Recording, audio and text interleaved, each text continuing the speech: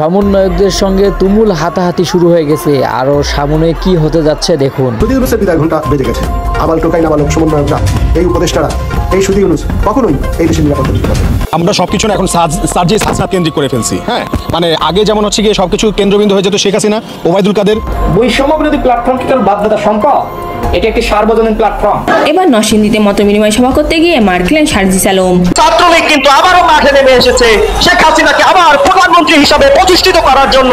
তারা কিন্তু গুলিস্তানের মা। দর্শক, খেলা শুরু হয়ে গেছে। এবার সমন্বয়কদের দমিয়ে দেবেন আওয়ামী লীগ নেতা কর্মীরা। বিশ্বের প্রত্যেকটি দেশে আজ ইউনূস সরকারের বিরুদ্ধে হচ্ছে।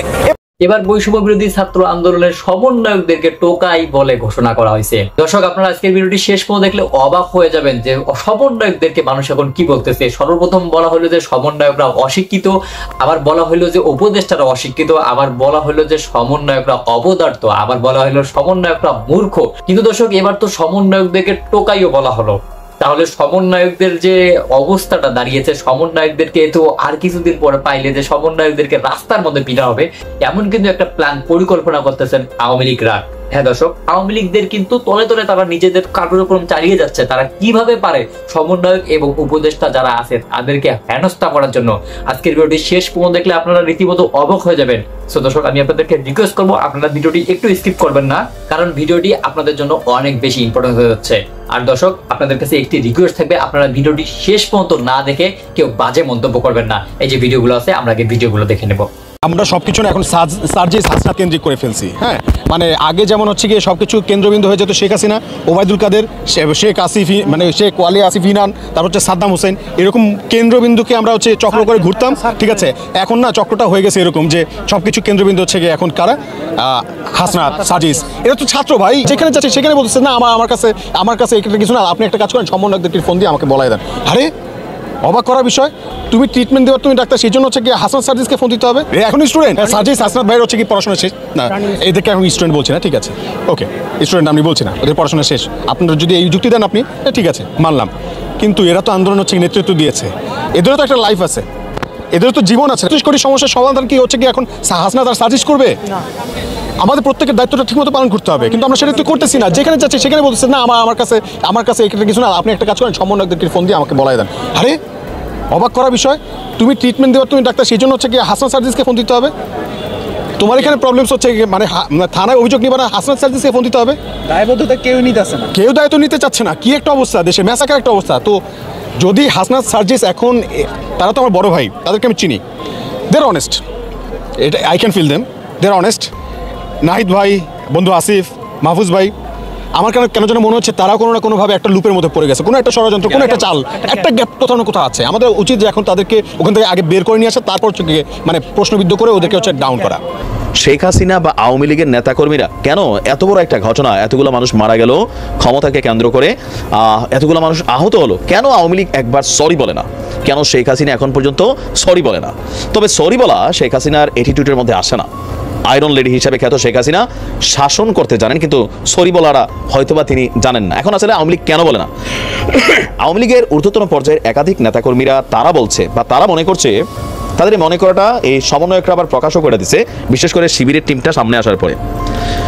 সরকার মনে করছিল এতদিন, আওয়ামী লীগ সরকার, যে এটা একটা পরিকল্পনা, সরকার উৎখাতের ষড়যন্ত্র ছিল, কিন্তু আন্দোলনের ওই প্রেক্ষাপটে সাধারণ মানুষ বিশ্বাস করে নাই। কিন্তু এখন যখন একের পর এক টিম সারপ্রাইজ দিচ্ছে, তখন মানুষের মধ্যে একটা টিম কিন্তু বিশ্বাস করা শুরু করছে, ইয়েস, এই আন্দোলনটা কোটা ভিত্তিক আন্দোলন, এটা হচ্ছে নামে মাত্র ছিল, পরিকল্পনা ছিল এক দফা সরকার উৎখাতের। সো আওয়ামী লীগ এখানে সরি বলবে না, কারণ আওয়ামী লীগ মনে করছে এটা আওয়ামী লীগ সরকারকে ক্ষমতা থেকে সরানোর জন্য, সেই পশ্চিমারা হোক, দেশে বিদেশে থাকা নানান শক্তি হোক, তারা সকলে মিলে এই কাজটা করছে, এটা নিয়ে তারা সরি বলবে না। তো এখন আসলে তাহলে পরিকল্পনা কি?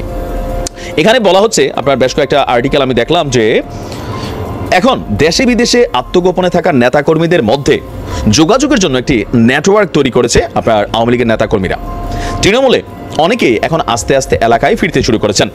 কর্মী সমর্থকদের মনোবল চাঙ্গা করতে সর্বশেষ যে কর্মসূচি সেটার ঘোষণা দিয়েছিলেন, কিন্তু প্ল্যান ছিল কেউই মাঠে ওইভাবে যাবে না, আর 2-4 জন যাবে, যেটাকে নিয়ে আন্তর্জাতিক অঙ্গনে শেখ হাসিনা বলছিল যে ট্রাম্পের ছবিটা রাখবা, ঘটনা হবে, ছবি তুলবা, পাঠাই দিব। এটা কিন্তু সফল হয়েছে। ভারতের মিডিয়া নিউজও করে ফেলছিল যে বাংলাদেশে ট্রাম্পের সমর্থন করায় গ্রেপ্তার। পরে এটা নিয়ে সরকার আবার পাল্টা বিবৃতি দিয়েছে। এখন আসলে আওয়ামী লীগের পরিকল্পনা কি? বড় ধরনের কোনো পরিকল্পনা নাই, মানে সরকার বিরোধী ইউনূস সরকারকে ফেলে দেওয়ার অথবা সরকার হটানোর মতন এত বড় পরিকল্পনা নাই। তবে টেকনিক্যাল কিছু কাজ করবে, যেমন দ্রব্যমূল্য, এই যে ধরেন দ্রব্যমূল্যের দাম, এটা শেখ হাসিনা সরকার সরার পরে অনেকাংশে বৃদ্ধি পেয়েছে। তো এটা একটা কারণ হচ্ছে বন্যা, সিন্ডিকেট আসলে ভাঙতে পারে নাই, আইন শৃঙ্খলা বাহিনীর যে ভূমিকা সেটা সঠিকভাবে এখনো কার্যকর হয়নি। তো এগুলোর কারণে দ্রব্যমূল্য, আইন শৃঙ্খলা নিয়ন্ত্রণ সহ বিভিন্ন যে ইস্যুগুলো আছে সেই ইস্যুগুলোতে সাধারণ মানুষের মধ্যে যে হতাশা এবং ক্ষোভ কাজ করছে, অসন্তোষ তৈরি হয়েছে, রাজনৈতিকভাবে সরকারকে নিয়ে সমালোচনা শুরু হয়েছে। তো প্রত্যেকটা জিনিসের পেছন থেকে হালকা ইন্ধন যোগানো, কারণ আওয়ামী লীগের ট্যাগ লয়ে ঘুরে হয়তো একটা এলাকায় 15-20 জন যারা পদ পদবি ধারণ করেন, কিন্তু এর বাহিরেও একটা বড় সংখ্যক কমিউনিটি আছে যাদেরকে দেখা আপনি আওয়ামী লীগের নেতাকর্মী চিন্তা করার সুযোগ নেই, অথবা ফেসবুকে বিভিন্ন ধরনের পোস্ট দেওয়া বা অ্যাক্টিভিটিজের মাধ্যমে একটা জনমত গড়ে তোলা, যে ফ্লোটা মার্কেটে ইতিমধ্যেই সেট আপ আছে। বলা হচ্ছে আপাতত আপনার অন্তর্বর্তী সরকার যেন জনসমর্থন হারায় এমন ধরনের ছোটখাটো নানান ইস্যু, অথবা কখনো কখনো ফোন কল ভাইরাল হবে, পাশাপাশি একটা কর্মসূচি ঘোষণা আসবে, সবাই ভয় পেয়ে যাবে, এলোমেলো ছোটাছুটি চলবে, তারপর মাঠে গিয়ে আবার খালি হাতে ফিরে আসবে। আমি বলছিলাম বাঘ এবং রাখালের গল্প, বাঘ আসলো গ্রামবাসী একত্রিত হয়ে যায়। তো এরকম একটা সময় হয়তোবা সরকার বা আইন শৃঙ্খলা বাহিনী বা রাজনৈতিক দলগুলা আপনার খুব বেশি ভ্যালু দেবে না, তখন হয়তো ভিন্ন রকম কিছু ঘটতে পারে। তবে কেউ কেউ বলছেন যে আওয়ামী লীগ যেভাবে পতন হয়েছে, শেখ হাসিনা তিনি যেভাবে দেশ ছেড়ে পালিয়েছেন, আওয়ামী লীগের নেতাকর্মীরা পর্যন্ত যেভাবে গণহারে দেশ ছেড়েছেন, সো রাজনীতিতে কামব্যাক করা এটা একটা লম্বা সময়, মিনিমাম 10 বছর। কেন? অন্তর্বর্তী সরকারের মেয়াদটাই কেউ কেউ বলছেন যে আরও 2 থেকে 3 বছর থাকবেন, তারপরে নির্বাচন, তারপরে বিএনপি একটা টার্ম ক্ষমতায় থাকবে, সেই টার্মের পরে হয়তো আওয়ামী লীগ আসবে। ভারতও কিন্তু এরকম প্ল্যান করছে, যেটা আমরা বলছিলাম যে ভারত সরকার আওয়ামী লীগকে পুনর্বাসনের জন্য কি প্ল্যান করছেন। তো আওয়ামী লীগও এরকমই একটা প্ল্যান করেছেন। তবে আর মাঝে মাঝে বাংলাদেশে বিভিন্ন কর্মসূচির ঘোষণা দেবে, বিদেশ থেকে বক্তব্য আসবে, সেই বক্তব্যে নেতাকর্মীরা হয়তো অনেকে মাঠে নামবেন, গ্রেপ্তার হবেন, মব জাস্টিসের শিকার হবেন।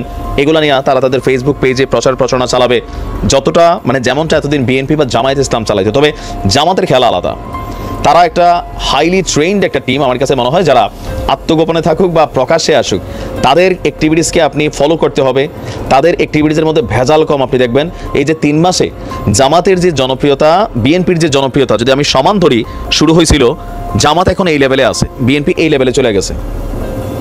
কিভাবে?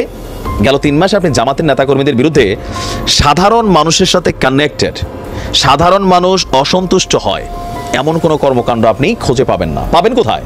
একদম হাইলি যে পর্যায়ে আছে, যেখানে সরকার পরিচালনা হয়, যেখানে আপনার সিস্টেম করা হয়। কিন্তু আপনার গ্রামের বাজারে, দোকানে, হাটে পাটে, চা বাজারে, চা দোকানে, সিএনজি স্ট্যান্ডে, বালুঘাটে, বাস স্ট্যান্ডে আমজনতার সাথে আপনি দেখবেন দেখা হলে সালাম কুশল বিনিময় করছে, হিন্দুদের সাথে রাজনৈতিক সম্পর্কটা পাকাপোক্ত করার চেষ্টা করতেছে, চাঁদাবাজি দুর্নীতির বিরুদ্ধে তারা সিন্ডিকেটের বিরুদ্ধে আওয়াজ তুলতেছে।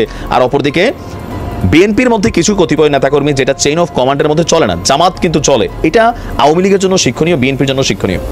এখন বিএনপির নামে প্রতিদিন আপনি যদি গণমাধ্যমগুলো ঘাড়েন, 2 সাইড 10টা বড় ঘটনা, দখলদারিত্ব নিয়ে নিজেরা কোপাকপি, সরকার কবে আসবে পরে। এখনই মনে হয়েছে যে দল ক্ষমতায় চলে আসছে, যদিও দলটির হাইকমান্ড অনেক ট্রাই করছেন চেইন অফ কমান্ডটা ক্রিয়েট করার জন্য, কিন্তু ক্ষমতা ছাড়া পাবে না। এই আন্দোলনকে, সরকার বিরোধী আন্দোলনকে উস্কিয়ে দিয়ে এই যত রকম অরাজকতার সৃষ্টি হচ্ছে, এক্ষেত্রে গুরুত্বপূর্ণ ভূমিকা রাখছে যেই জামাত শিবির, যেই স্বাধীনতা বিরোধী অপশক্তি আজকে সরকার পতনের আন্দোলন নেমেছে, তাদেরকে আমরা প্রতিহত করি, নির্মূল করি। আপনারা ঘরে বসে থাকবেন না, আপনারা যার পিছনে আছেন তার পত্রিকা সমকাল আমরা দেখেছি কিভাবে তার 24 চ্যানেল কিভাবে যে সংসদ সদস্য সরকারের বিরুদ্ধে নামে সে আওয়ামী লীগের লোক হতে পারে না, বঙ্গবন্ধুর আদর্শের লোক হতে পারে না। তাই আমি আপনাদের কাছে আহ্বান করবো, আপনারা এই লোকের পিছনে থাকবেন না। এই ফরিদপুরের সংসদ সদস্য আপনারা জানেন, উনি ওনার পত্রিকা সমকাল। দর্শক, বর্তমান সময়ে অন্তর্বর্তীকালীন সরকার যেভাবে দেশটাকে পরিচালনা করতে চাচ্ছে সেইভাবে কিন্তু পরিচালনা হচ্ছে না। উল্টা অন্তর্বর্তীকালীন সরকারের উপর কিন্তু জনগণ এখন আঙ্গুল তুলতেছে যে অন্তর্বর্তীকালীন সরকার বর্তমান সময়ে কি করতেছে। কিন্তু দর্শক, যারা বাংলাদেশটাকে এই যে বিপ্লব একটা বাংলাদেশ উপহার দিয়েছে যে সমন্বয়ক, সেই সমন্বয়কদেরকে কিন্তু এবার অপমান করা হচ্ছে। সমন্বয়কদেরকে বিভিন্ন ভাষায়, অকাট্য ভাষায় কথা বলা হচ্ছে। কিন্তু দর্শক, এই সমস্ত বিষয়ে মানুষ ভুলে যাচ্ছে যে এই সমন্বয়কদের জন্যই তারা এই অকাট্য ভাষাগুলো ইউজ করতেছে। এই সমন্বয়কদের জন্যই তারা স্বাধীনভাবে কথা বলতেছে। মানুষ আগে পরে না ভেবেই এই সমস্ত মন্তব্য করতেছে। কিন্তু দর্শক, সব থেকে বড় কথা হচ্ছে যে বর্তমান বাংলাদেশের মধ্যে যেটা হচ্ছে যে অন্তর্বর্তীকালীন সরকার বাংলাদেশটাকে একটা সংস্করণ করতে যাচ্ছে, কিন্তু সংস্করণের কি হচ্ছে সেটাই জনগণ খুঁজে পাচ্ছে না। এই বিষয়টি নিয়ে আপনাদের কি মনে হচ্ছে যে অন্তর্বর্তীকালীন সরকার বাংলাদেশটাকে কি সংস্করণ করতে পারবে, বাংলাদেশটাকে একটি সুন্দর বাংলাদেশ উপহার দিতে পারবে কিনা? এই বিষয়টা নিয়ে আপনাদের নিজস্ব একটি গুরুত্বপূর্ণ মন্তব্য করে যাবেন আমাদের কমেন্ট বক্সে, কারণ আপনাদের কমেন্টগুলো অনেক গুরুত্বপূর্ণ। আপনাদের কমেন্টগুলো উপর মহলের মানুষ হয়তো দেখে, তারা দেখেই একটা সিদ্ধান্ত নেয় যে মানুষ এভাবে বলতেছে। কারণ আপনাদের যে মন্তব্য আছে, আপনাদের যে মনের ভাবটা আছে, সেটা কিন্তু এরকম ভিডিওর মধ্যেই প্রকাশ করলেই মানুষের কাছে যায়।